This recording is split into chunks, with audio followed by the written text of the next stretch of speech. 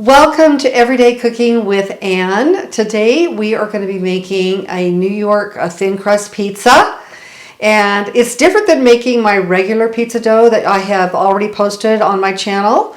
It's just a little bit different, and it's going to have a lot of flavor because of the technique. It basically has the same ingredients, but the technique makes all the difference on how this crust turns out.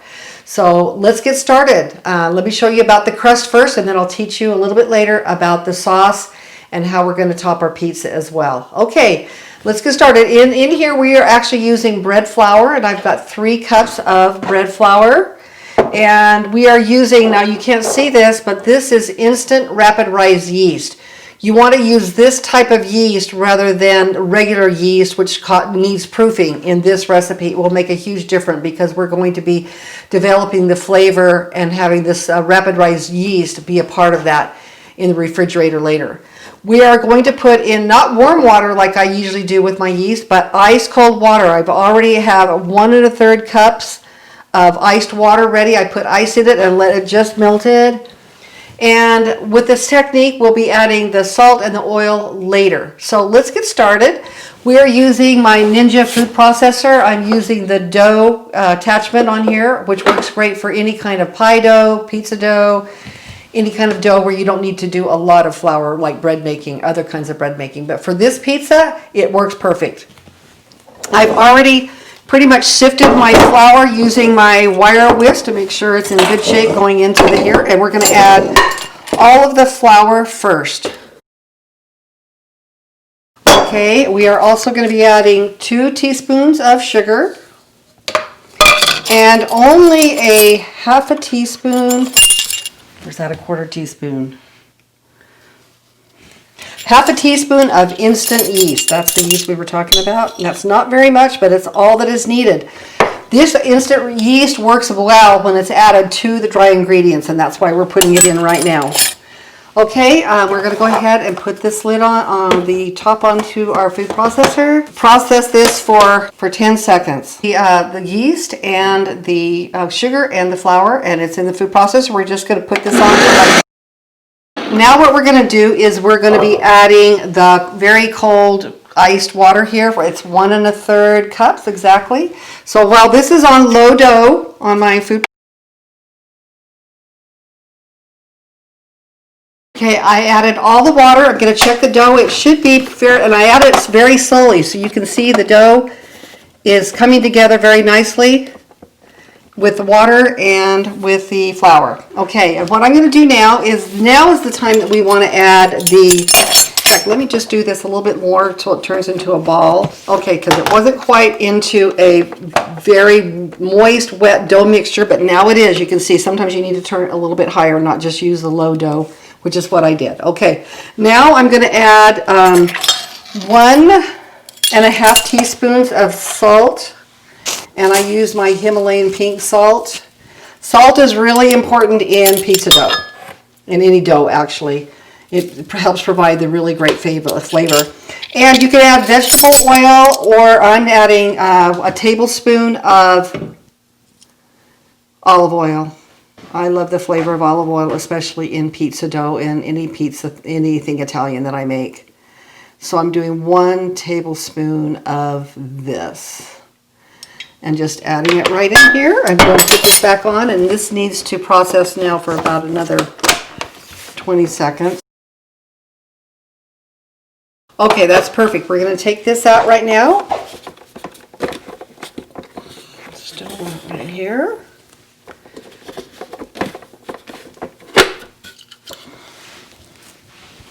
And I'm going to put it on my counter, and I don't want to add any more flour to it. I'm just putting a little bit of oil down here to kind of knead it into a ball at this point.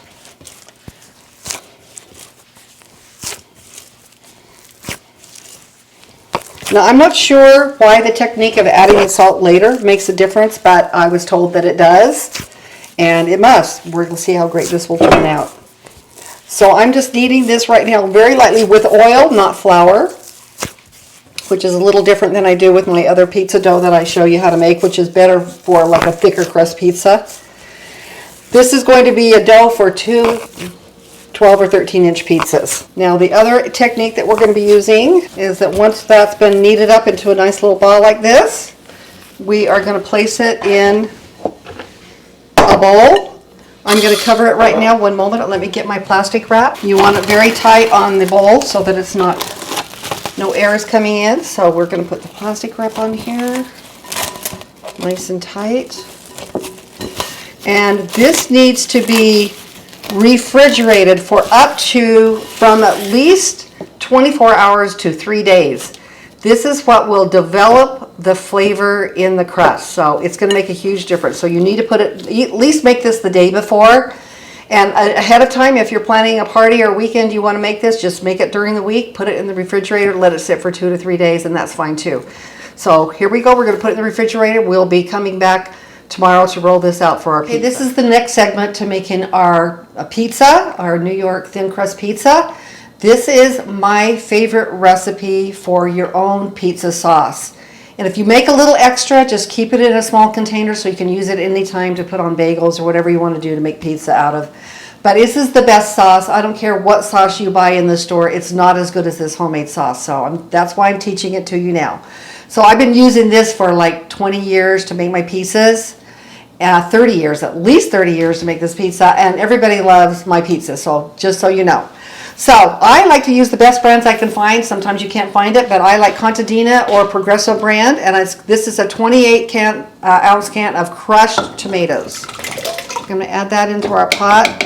And you notice I have a deep pot here because once it starts bubbling up, it kind of spreads around the kitchen, and you don't want to do that, so we're going to keep that. We're going to put this on low right now to kind of start heating up a little bit. I'm also adding one small can, which is an 8 ounce can of tomato sauce to it as well. That kind of thickens it up so that it's not going to be watery at all. And okay, so inside goes a tablespoon of brown sugar. Just a little bit of sweetness takes the bite out of some of the spices that we're adding today. Now, today we are going to be adding paprika,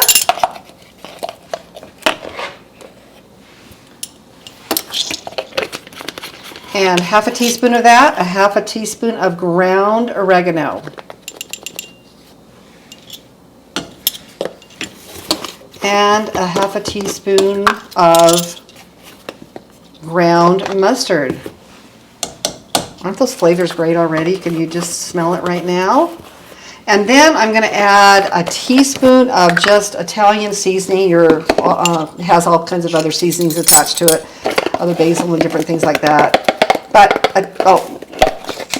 a teaspoon, not a tablespoon, excuse me, a teaspoon of Italian seasoning. Okay, to that I'm going to add about a half a teaspoon of salt, and I'm also going to add a little bit of garlic salt. Now you can, if you want, you can put some crushed real garlic in here, which is what I do sometimes if I have it available, but we're not doing that today. And I'm also can add about a tablespoon of olive oil. This gives it a really great flavor as well. Okay. And then you want to have some fresh ground pepper in here as well to taste. And that's it. We're going to mix this up, and we're going to let this simmer for about 15-20 minutes till the flavors are all melded. Now you don't want to make this right before you're putting the pizza together because you want this to totally cool before you put it on your pizza dough that we're going to be doing.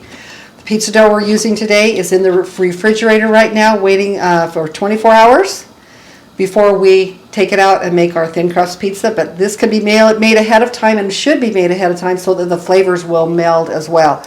After it simmers 15 minutes, you can take it off and refrigerate it, whatever you need to do, and to bring it out when you're ready to do your actual pizza. Welcome back. We're back to step 3 or 4. I don't know which step it is right now, but we're making our thin crust pizza, which is a little different than my other pizza dough I have shown you how to make in another video. Okay, this is called a New York thin crust pizza. And let me show you what we've got here. We are ready to roll it out, actually get it ready to put onto our pizza stone. We have our, actually my husband went for a walk, so it's been a little more than an hour that we've been letting these pieces of dough raise up and ready to go. There, you know, we can make 2 pizzas out of this right now. So we're going to get ready right now, and then we're going to put a few toppings on. Generally speaking, with a New York thin crust pizza, it's just the crust, and the crust is the main event. It's the chewy, flavorful part that everybody wants. And then we've got our sauce already prepared that we prepared the day before as well. And we're going to put a few toppings on it because we always love some kind of toppings, and you can do all kinds of different things for toppings. But the main thing is that we're going to be having some kind of, we're using an Italian cheese blend that has Parmesan, Fontina, Romano. Those are going to be on there. The mozzarella is going to be on it too. So let's get started, and I'll show you how this is a little bit different than my other pizza that I put out. So I'm going to take one of these pizza doughs. It's feeling nice and warm, but first I'm going to do is put a little bit of flour on my counter here. Actually quite a bit of flour, and I want to also put some flour on the top. And we're just going to start spreading the pizza dough. We're going to spread this out until it's about, right now it looks like about an 8-inch disc. And we're going to keep spreading until it's maybe about a 12-inch disc. So you're just going to stretch it with your fingers, and we want to get this as thin as possible. Now what I would do too, because I think you can do this for a while, but I would take my rolling pin right here and just kind of roll it out a little bit too. Get it ready to go. This is going to fit perfectly on our pizza stone. We have a round pizza stone that's been heating for over an hour at 500 degrees in our oven. Just a regular oven. And I'm going to stretch this a little bit more by hand. Now, if you have a pizza peel, one of those large pizza peels, I think that's a gift somebody needs to give to me, really. I would love a pizza peel. My son has one, he loves it. But I'm just old-fashioned, finding other ways to make things work. And so what I have is a piece of parchment paper on just a regular jelly roll pan. It slides easily into the oven. And I'm going to go ahead and put my pizza on here, pizza dough on here, and I'm going to try to stretch it even a little bit more on here. I might make it a little oblong to fit the pan too, so it doesn't have to be perfectly round. And I like just the rustic looking pizza that's not perfectly round as well. Now, one of the things I do that the recipe doesn't talk about, but I think I put it in the recipe, I like to flavor my crust, especially for around the edges, with a little bit of olive oil. So I'm going to spread that right now. Just spread that on here with my fingers. Okay, and now I'm going to put some of my pizza sauce that I made that's been sitting and melding in the flavors right on top of this pizza. You can be generous with that too. It looks like it's really, really, really good.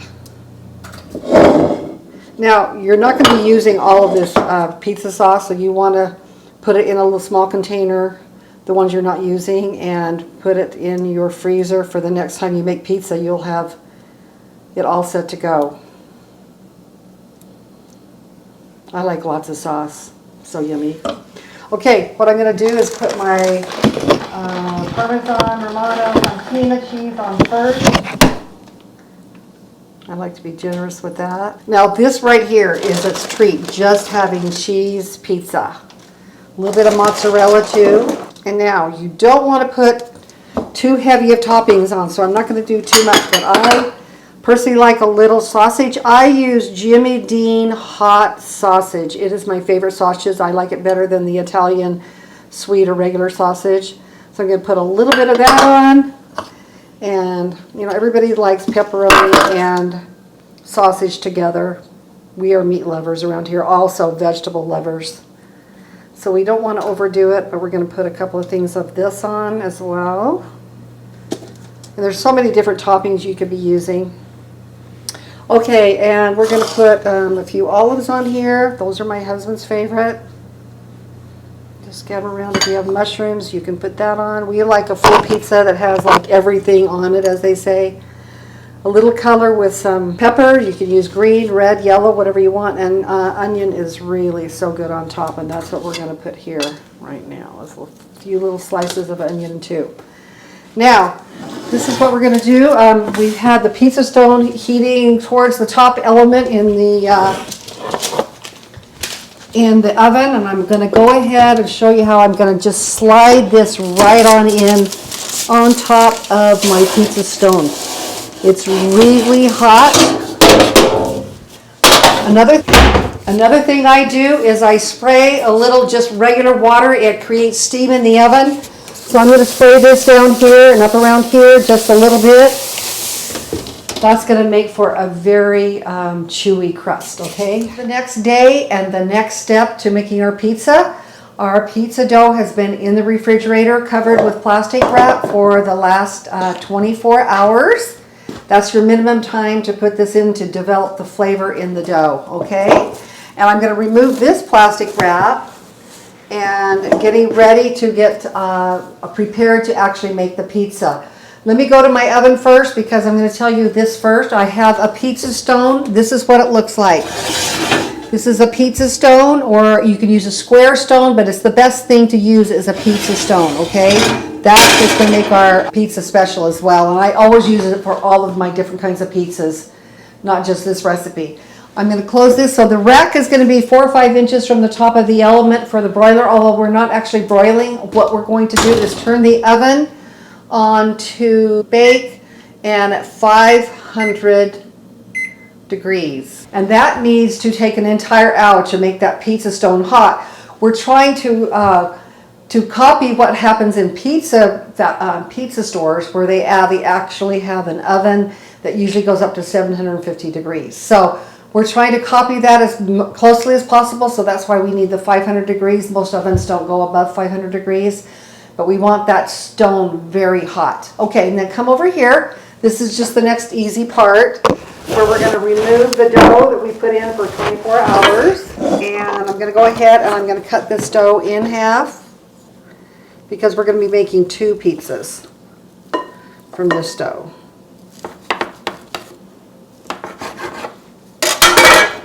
Okay, I can tell already it's very pliable, and you want to just go ahead and take a few bubbles out there a little bit and put it into a nice round ball. And it's nice and cold too, since it's been, of course, in the refrigerator the whole time. And you place each of these balls about 3 inches apart on a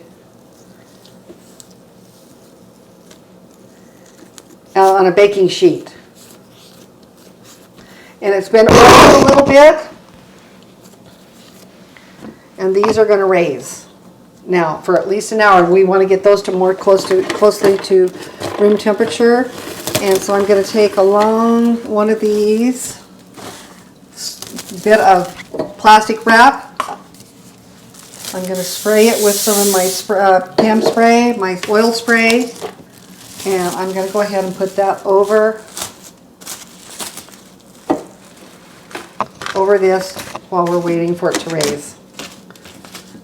Okay, we'll be back in an hour to actually roll out our pizza, and I'll show you how we make that. My pizza a minute ago at the 10-minute mark. So with the hot pizza, it doesn't take very long to cook this pizza. And it looked like it was just about right. So I put it on for 1 more minute. I'm opening up my oven off my pizza stone. I'm removing the pizza off my parchment. It's so easy to remove with that. It's nice and chewy on the outside. It's bubbly, delicious. We're going to cut it in just a moment and show you how it works. When you get your completed pizza out the oven, it needs to cool a bit on the bottom. The best way to do is to put it on a rack so that it can cool for about 5 minutes before you slice it. I have it on a pizza pan that has holes in it, so I'm going to let it cool here for about 5 minutes. So it's not too hot. And then what I want you to do is to click on the next video. It's going to show my barbecue chicken pizza with a whole different barbecue sauce and another way that I make pizza dough. So you want to know both ways because they have a different outcome. So enjoy watching the next video. Thank you so much, and we'll see you soon.